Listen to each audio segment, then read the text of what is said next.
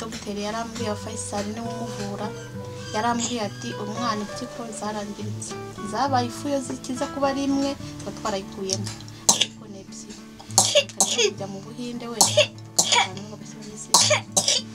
ariko habyo yafite imiti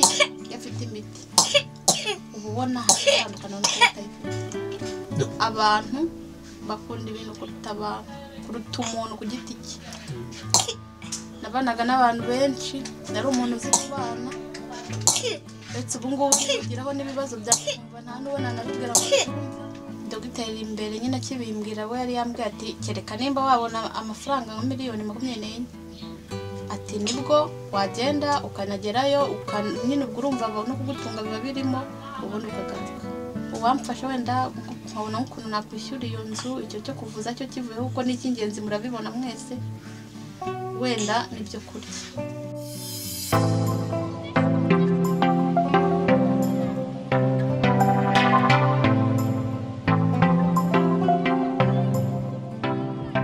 reka tubashimire inshuti bakunzi ba Vision TV turifurize amahoro y'Imana aho muba muri hirya no hino Imana ikomeze kubaha amahoro yayo ikomeze kubarindira mu byo mukora byose ibihumugisha kugira ngo mubone uko murushaho gukora iby'Imana ishima murabizi ko Vision TV rero mu biganiro byacu bitandukanye tugenda tubagira hirya no hino tugakora inkuru zivuga ubutumwa tugakora inkuru z'ubuvugizi uko mubireba kuri ekra zanyu murabona ko tugiye gukora inkuru y'ubuvugizi muri kumwe na Nkuzate Eugene kuri kamera muri kumwe na Abati Mugisha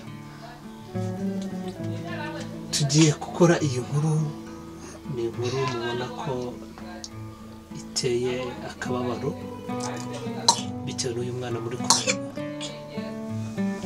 reka mbere ko dukomeza tubanze twakire mama we atwibwire abakurikiye Vision TV bamumenye mama tuguha ikaze watangira wibwira abantu bakurikiranye Vision TV nakoze yitwa Dusabimana Prudence nkaba ndi umumama w'abana batatu harimo n'uyu nguyu nkigiye urwaye aha dutuye ni he turi ni he aha dutuye ni mu karere ka Gasabo umurenge ni wa Kinyinya kagari ni Kagugu umudugudu ni Nyakabungo makuru yawe makuru ni meza n'uburwayi yivuze ngo ni meza n'uburwayi ubwo ameza nayahe bimeze bite agomba kuba meza mu bibi no mu byiza abari meza nese ko tuba tugihumeka kubera ko umuntu agihumeka amakuru meza abagihari nubwo uyu munsi waba utayabona ariko n'ejo yaboneka kubw'ibyiringiro umuntu ukiriho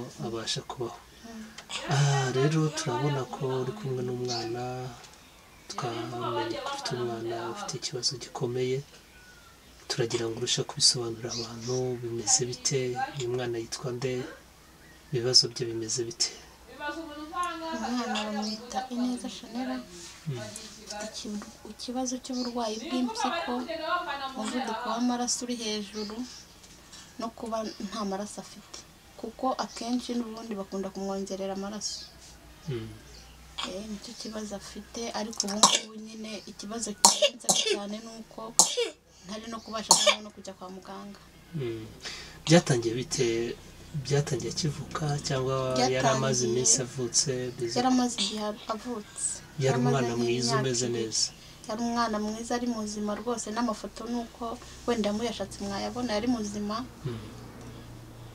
afatwa nyuma nyine mu kwa mbere kwa 2018 utugeze muri 2021 urumva imyaka maze ni myinshi ngira ngo ni nk'itatu irenga nibwo ameze gutya ariko mbere yavutse ari muzima mu myaka 3 n'amezi nibwo ameze gutya bijya gutangira wabonye ibihe bimenyetso bijya gutangira njye nabonaga afatwa akagagara nk'uwenda ukamubona yabyutse muzima ukabona umwana aragagaye urufuzi ruraje arirambuye arakonje nabanje kujya ngira ngo na mashitani ariko nkahita njyana kwa muganga. Hari umumama wambwiye ati wowe mujyane kwa muganga urasanga ari malaria, nanjye njya mbitwaza. Nkagenda bagasanga ngo ni malaria y'umusaraba umwe, bakamuvura agakira. Ariko nyuma byaje kuba gutyo nanone, bambwira ngo ni malaria, ariko biza kurangira agomeje kurwara malaria izava muri izo mpyiko. Ntago bye nabimenye nuko nabibonye. Nyuma yaho byaje kugaragara ko ari impyiko n'umuvuduko wo hejuru w'amaraso. Yego, no kubura amaraso. Byagenze bite kuba uyu munsi atarabona ubuvuzi bwabasha kumufasha ku buryo ye waba ufite ibyiringiro by'uko umwana ari gukira? Ukuntu byagenze ubwo urumva muri icyo gihe papa we wenda yari ahari ashakisha uko ashoboye kose kugira ngo umwana agere kwa muganga. Aho amariye kugenda rero urumva ntabwo ndasubirayo kubera ko njye nta bushobozi mfite. Niyo hari aho mbonye ikiraka nirengagije nkamusiga mu nzu, aba ari icyo gihombi cyo kurya, nkamenya ngo ndamugaburira kuko n'ubundi nubwo arwaye akeneye no kurya. Simujyana rero kwa muganga ubu ngubu, niyo mpamvu ameze gutya. Papa we mwari mumaranye igihe kingana iki? Ndumva uvuga ko ashobora kuba hari mutakiri kumwe, ibyo byo byagenze bite? Twari tumaranye imyaka 16. Umugabo wawe mwarasezeranye? Twarasezeranye mu mategeko ya leta. Ariko yagiye nyine ubundi akazi yari afite muri corona kararangiye kubera covid. Karangiye akajya ajya ku ndege agashakisha ibiraka, rimwe na rimwe ntanabibone. Mba yararebye akabona wenda umwana ukuntu ameze mu rugo, ameze nabi, nta faranga afite ku mufuka ngo amujyane kwa muganga, inzara imeze nabi. Njye yavuye mu rugo ambwira ati ngiye ku kazi, none ubu ngubu ntabwo ndamubona. Urebye imyitwarire yari afite mu kibazo cy'umwana wabonaga bimugoye cyane? Njye ukuntu yakunda uyu mwana nabonaga atamusiga, ahubwo ari njye ntekereza nkavuga ni wenda ashaka kuba yaragiye no kwiyahura, kuko muri iyo myaka yose nta kibazo nagiranaga nawe. No mu ubwo burwayi urumva ko amaze umwaka agiye nta kibazo twigeze tugirana. Byibura ngo mvuge ngo ni ibindi, oya, ahubwo njye mvuga ni wenda ni ibibazo byamuteye byamucanze, sinzi niba kibaho. Urukundo wabonaga rufite rwose kuri mwebwe? Nta nubwo arongera kukuvugisha? Reka ndamuga telefone nticimo. Komere cyane. None kugeza uyu munsi ikibazo kimeze gute cy'uyu mwana? Ibyiringiro biri hehe? Ikibazo afite nuko nyine nta miti ari kubona, nta n'ahantu nteganya amafaranga ngo mbe namugeza kwa muganga wenda akomeza nk'iyo miti imworohereze. Urabona ko ari kuguma kubyimba cyane, kuryama ubu ntaryama, yirirwa yicaye arara yicaye. Inkorora nayo uko izamuka, dogiteri imbere nyine hari igihe inkorora ajya gutya bakamuvoma akatubwira ngo ni amazi yakiriye ibihaha. Urumva ubwo ngubwo nimba atabonye buryo ki wenda namugeza kwa muganga ngo bamuvome, ikibazo kiracyahari. Ariko nanone ibyiringiro bihari kuko Imana ikora, nyuma y'izeri irakora. Abaganga bahuye nawe bakubwira ko igisubizo kiri hehe kugira uyu mwana asubirane ubuzima buzima? Njyewe mu dogiteri yarambwiye wa Faisal niwe umuvura, yarambwiye ati umwana impyiko zarangiritse, zabaye ifu yo zikiza kuba ari imwe tuba twarayikuyemo, ariko ni ebyiri. Reka kujya mu Buhinde wenda bakajyana bagashyira n'izindi, ariko hagati aho yafite imiti uba ubona hari itandukana n'uko atayifite. Ni ukuvuga ngo impyiko z'uyu mwana zarangiritse bisaba ko bashyiramo izindi. Dogiteri aba yarakubwiye icyo bisaba kugira ngo ubwo bushobozi wumve ko hari ubwo wabona basi? Dogiteri w'ikintu yakoze yagiye urupapuro nyine rwo gusaba ubufasha, ndarufite ahangaha, naragerageje ahantu hose byaranze. Wasabye ubufasha he? Nahereye mu mudugudu, ku kagari, ku murenge, ku karere naho nagezeyo. Bakubwira ngo iki rero? Karere nyine bo baratubwiye, njye nyine turi na benshi, baratubwiye ngo ni ukugarura ibintu by'ubufasha babizanye ku murenge. Ku murenge ubu tuvugana naho mvuyeyo, sosiyare ambwira ngo ejo. None ubu ngubu ejo nari nagiyeyo, arambwira ngo nzi umunsi mu gitondo, kuko n'ubundi iyo nabonye amafaranga randevu ubundi tuba tufite kwa kabiri no kwa kane. Ubwo iyo ubonye uburyo urumva mbere nkimuvuza najyagayo kuwa mbere cyangwa kwa kabiri cyangwa kwa kane. Noneho namubwiye nti rero twajyaga tugira randevu kuwa kabiri no kuwa kane, ubwo ejo byibura najya kwa muganga. Arambwira ati ejo mu gitondo uzazinduka uzundebe ujye kwa muganga.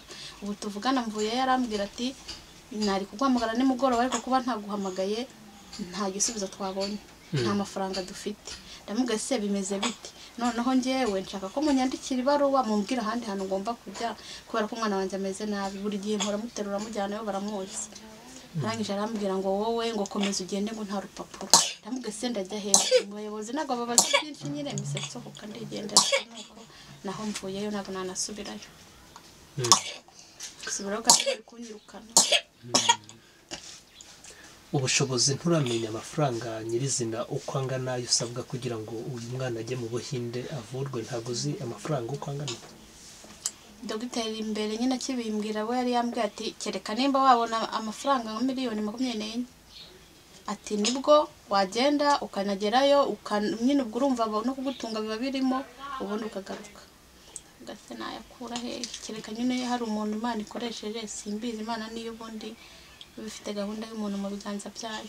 Reka tugaruke ku miryango ahari mu ruhande rw'umugabo wawe hari imiryango ihari ndetse nawe mu ruhande rwawe iyo miryango ivuga iki ku kibazo cyawe? Iyo miryango yabanje kumfasha mbere babonaga wenda ari nk'ibintu nyine bigwiririye umuntu bashobora gufasha umuntu bikarangira baramfashije reka urumva imyaka ribaye myinshi ubu tuvugana nakoreka no muri telefone nahamagaye mu rugo ntibanyitaba mbabwira ati wenda mugerageze murebe umwana ndembeyeho mu nzu barenda guturikira mu nzu wenda murebe ukuntu mwamfasha reka ntago banyitaba ahubwo mbona barampaze rwose ntago bakimvugisha nka mbere nkuko bajyaga bampamagara kandi bashaka kumpamagara kereka wenda ngewe bahamagaye ariko ibintu by'ubufasha wapi nta kintu bakimarira kuko iyo mba mfite buryo kinagenda ntago naryama n'umwana umeze gutya kuko mfite n'ubushobozi nyene no kurya nabireka ariko uyu mwana akaba ari kwa muganga nabuze ahandi hantu nagana urumva n'ababyeyi n'inshuti n'abavanye n'imiryango narabavuyeho nanjye nta kindi kintu ngiye nakora nese ko nabatabaje bantabaye mu bihe bya mbere ariko nta muntu ukimvugisha ubu wenda umuntu wakibaza wowe ntuzagera ukananirwa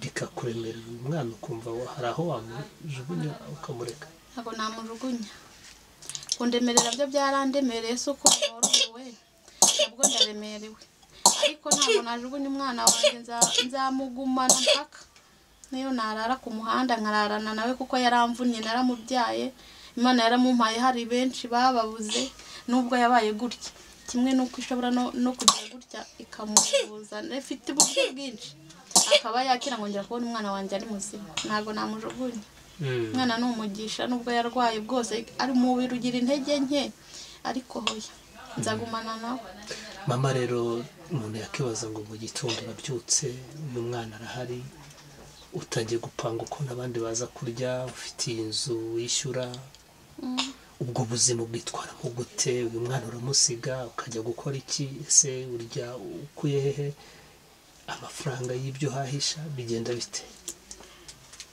ibintu by'imibereho ni ibintu bigoranye iyo mbonye nk'umuntu nyine akamikekera kasibye ko ubungu bwo maze n'igihe nsigaye ntinya kumusiga mu nzu wenyine mwene nyina we ndaba yagiye ku ishuri nkareba uyu mwana umeze gutya kumusiga mu nzu nta n'umuntu uri hafi ni ikibazo ubwo iyo ashonje wenda kubwo ko nta cyo kurya mba mfite nabwira n'umuturanyi akamushyira ku gasana akamuha ubwo rero twebwe dushoboye kumara wenda n'iminsi ngahe n'ibiri turayimara nkajya nko kureba nk'umuntu w'inshuti yanjye abantu bose ntabwo ariko ari babi aba namubwira ni nyamuna inzarira twishe wenda akaba yaduha nabwo bufu bw'ubugari niyo n'amazi ngenge nyateka ngashyiramo umunyu tukarisha ubugari iyo tugeze amahirwe twaba twabubonye ibintu by'imibereho byo ni ibintu bingoye ariko ngomba kubyakira kuko urumva ni nkaho ari agahato niba naragiye mu cyaro bakangarura kubw'uyu mwana ngo abone yegera ivuriro nta handi hantu nagana nta n'uwo nabwira ngomba kuguma hamwe inzu yoho n'ubundi aho narindi urabyumva navuyeyo ahangaha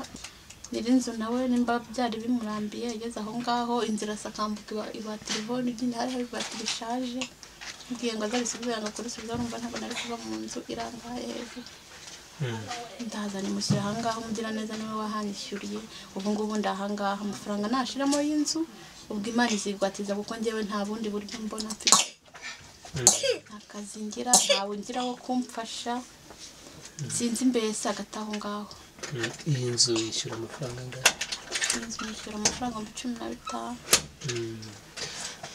turimo dusatira umusozo watubwira ibintu by'ingenzi harimo kuba uyu mwana yakira ariko icyo kivuyemo ibintu bikugora cyane byibuze n'utagufashije kuba uyu mwana yakira ariko akaba afite ibyo yagufasha ni nk'ibiki kikubereye imbuto? Iby'ingenzi birumvikana ko ari umwana ufite ku mutima cyane, ariko bitabaye ibyo ngibyo kwishyura inzu nabyo birangora, kubona aho mba ni ikibazo kuko hari igihe uba ahantu batihangana ukaba banaduta hanze, nkarara ejo nkarara aha. Babona none ikintu cy'imibereho nubwo arwaye akenera kurya. Ni ukuvuga ngo nimba umwana ameze gutya avuga ati nshaka iki ntacyo ufite n'ibibazo. Buriya no kwiyahura nuko abantu tugira imitima ikomeye. Nabyo buriya wakwiyahura nta kintu kibabaje nko kubona umwana ameze gutya avuga ati nshaka ibiryo, ameze uko nshaka ibiryo, nta kazi ufite, nta n'uwo wereka ntaki, ugatuza nabwo n'ubutwari bukomeye. Uwamfasha wenda nkabona nk'ukuntu nakwishyura iyo nzu, icyo cyo kuvuza cyo kivuyeho kuko ni icy'ingenzi murabibona mwese, wenda nibyo kurya. N'ibihe bikomere ufite mu gihe cyose ubanye n'uyu mwana afite iki kibazo ku bijyanye no kubona ubumuntu bw'abantu ku buryo bagufashe mu kibazo wahuye nacyo? Igikomere mfite ku mutima wanjye ni uko abantu bakunda ibintu kuruta umuntu ku giti cye.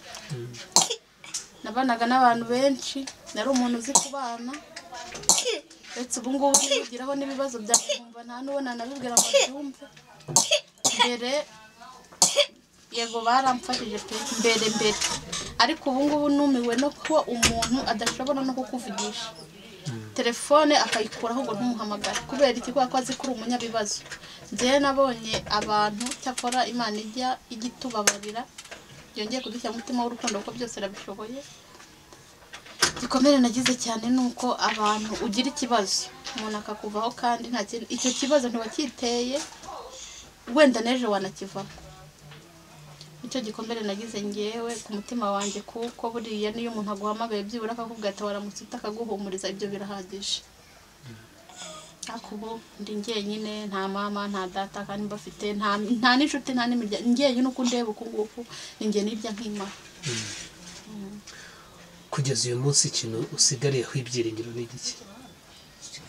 Ikintu nsigariyeho ibyiringiro ndumva ntacyo, sibye Imana yo mu gihugu cyo mu ijuru yonyine niyo yagira icyo ikora. Nta n'ikintu usaba mu busa mu nzu nta n'ikintu nanagurisha n'ibihumbi 2 nta na kimwe, nta kintu cy'ibyiringiro. Si ibyiringiro mfite ni uko Imana yankorera ibitangaza ikanyiriza umwana. Naho nta kintu nishingikirije. Umuntu yishingikiriza imiryango, ukishingikiriza ibintu ufite, none ngiye na kimwe mfite. Aka kanya rero uri imbere y'abantu benshi cyane bari ku isi hose, turagira ngo ugire ijambo babwira riri ku mutima wawe. Ijambo nababwira riri ku mutima wanjye ni uko nk'umuntu ngo yitwa Vision TV, nk'umuntu ureba Vision TV cyangwa se uri no kutumva, ijambo namubwira ni uko yajya agira umutima w'impuhwe cyangwa w'urukundo cyangwa utabara se hafi aho ngaho, Imana ikamuheramo umugisha. Turagushimiye kandi twizere ko hejuru y'abantu hari imbaraga z'Imana zikora ibitangaza, nubwo abantu bakuze batagize icyo bakora, ariko Imana ishobora no gukoresha abakurutanazi ikagutabara ugashima Imana. Kandi ikindi urasabwa kubabarira, kuko burya biragoye kwikorera ikibazo cy'undi, bisaba ubutwari budasanzwe. Nimba abantu baragize intege nkeya, wenda uzabababarire nuko bagize intege nkeya, ahubwo nturebe abantu ahubwo urebe ku Mana, aba ariyo ubwira ati ko ushoboye byose waje ukantabara, nayo niyumva gusenga kwawe izamanuka igutabare. Rero Imana iguhe umugisha, tukwifurije kuzabona harya yitwa neza Shanera, tukwifurije kuba Shanera uzamubona ari umukobwa ukuze agashaka kubaka urugo akaguhoza amarira, byose biri mu maboko y'Imana. Ibi bikaba amateka azahora yibuka, anashima Imana ko Imana yamukoreye ibitangaza. Urizera ko bishoboka? Birashoboka cyane kuko Imana nta kinanira. Urakoze cyane, turagushimiye. Murakoze namwe.